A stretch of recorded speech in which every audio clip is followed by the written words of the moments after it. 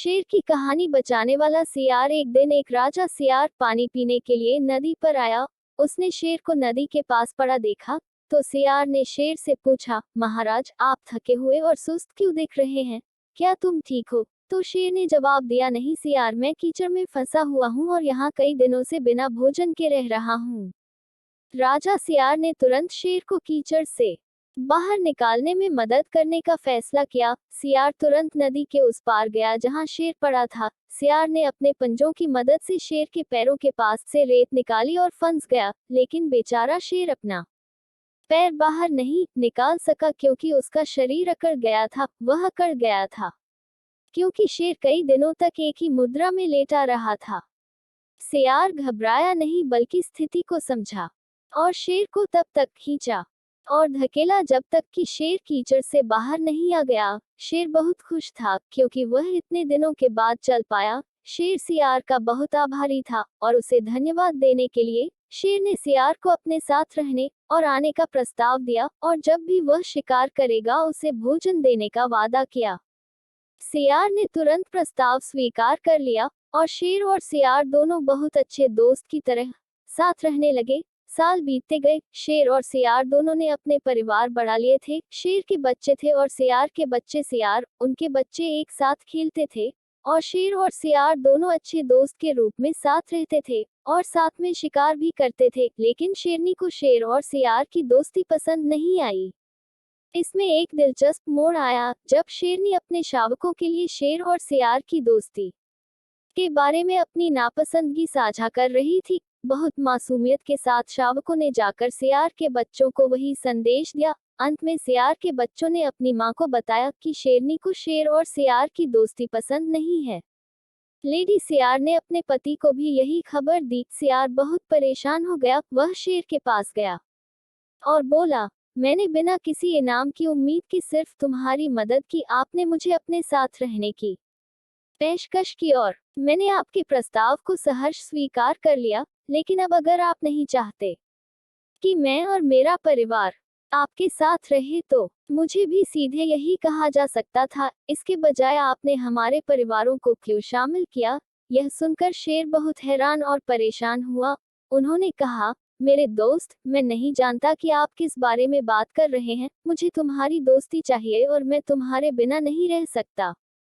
सियार समझ गया और शेर को सारी घटना बता दी। उसने शेर से कहा, मुझे खेद है मेरे दोस्त, मैंने आपको गलत समझा। मैं आपकी ईमानदारी को समझता हूँ, लेकिन हमारे परिवार एक दूसरे के साथ नहीं मिलते हैं, तो आइए हम एक दूसरे से दूर रहें और हमेशा दोस्त की तरह रहें। शेर भारी मन से प्रस्ताव के लिए तैयार हो गया। दोनों परिवार अलग अलग रहने लगे, लेकिन शेर और सियार दोनों ने अपनी दोस्ती जारी रखी और रोज मिलते रहे, साथ में शिकार भी कर रहे थे। इस प्रकार दोनों मित्र और उनका परिवार सदा के लिए सुखपूर्वक रहने लगे।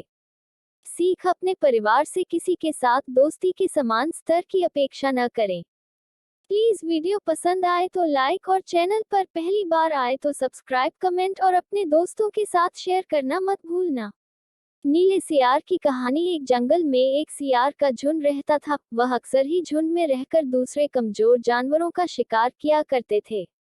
उन सभी सियारों में से एक ऐसा सियार था जो बहुत आलसी था। वह कभी शिकार के लिए अपने साथियों के साथ नहीं जाता था और न ही उनकी मदद करता था, लेकिन शिकार हुए जानवर को खाने में हिस्सा जरूर लगा लेता था।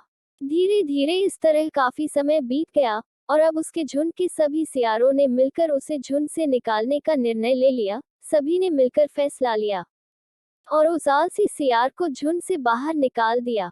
बेचारा सियार अब बिल्कुल अकेला हो गया था। अब उसके पास खाने का भी कोई साधन नहीं था। उसे ठीक से शिकार करना भी नहीं आता था।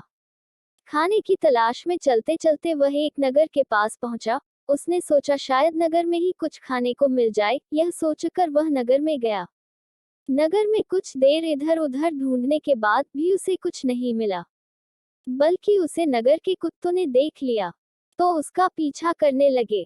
बेचारा भागते भागते एक बड़े से टैंक में छिप गया। वह टैंक धोबी घाट था, जहां टैंक में कपड़ों को रंगने के लिए रंग घोला गया था। जब माहौल कुछ शांत हुआ तो वह बाहर निकला और जंगल की तरफ जाने लगा। जंगल में जाते समय उसे प्यास लगी, तो उसने नदी से पानी पीने के लिए नदी की तरफ अपने कदम बढ़ाए। नदी में पानी पीने को उसने जैसे ही मुंह डाला, वह अपनी परछाई देख डर गया। उसे पानी में एक नीला जानवर दिख रहा था, क्योंकि रात जिस टेंट में वह छिपा था, वह नीले रंग से कपड़ों को रंगने के लिए तैयार किया गया था। अब अपने नीले रंग को देखकर उसे एक युक्ति सूझी। वह जंगल में गया और जोर से चिल्लाया, सुनो सुनो सुनो, जंगल के वासियों सुनो, आज से इस जंगल का राजा मैं हूँ। मुझे इंद्र भगवान ने भेजा है तुम लोगों की रक्षा के लिए। इस जंगल में सूखा पड़ने वाला है, जिससे बचने के लिए इंद्र देव ने मुझे यहाँ भेजा है। जब तक मैं यहाँ रहूंगा कोई सूखा नहीं पड़ेगा। बेचारे जानवर उसकी बातों में आ गए और वह मजे से रहने लगा। वह अब जानवरों पर अपना हुक्म चलाता था। वह उनसे खाने के लिए तरह तरह की चीजें मंगाता और उनसे अपने पैर दबवाता। सभी जानवर उसकी हरकतों से परेशान हो चुके थे, लेकिन बेचारे कुछ नहीं कर सकते थे। सियार के झुंड में एक सरदार भी था। वह बोला, देखने में मुझे यह अपने जैसा लगता है, लेकिन कहता है मुझे इंद्रदेव ने भेजा है। क्यों न हम इसकी परीक्षा लें कि आखिर यह कौन है। सबने सलाह की और जंगल के राजा शेर को सारी बात बताई। शेर ने कहा, ठीक है, जैसा ठीक समझो करो, लेकिन यह पता करो कि यह कौन है। रोज की तरह फिर सभा लगी नीले सियार के लिए। तरह तरह के भोजन लाकर रखे गए। सियार खा ही रहा था, तभी उसे सियार की चिल्लाने की आवाजें आने लगी। अब था तो वह भी सियार ही। उसने अपने आप को बहुत रोका, लेकिन वह ज्यादा देर चुप न रह सका और जोर जोर से मुंह आसमान की तरफ करके चिल्लाने लगा। उसके चिल्लाने भर से सभी जानवर उसकी हकीकत को समझ गए।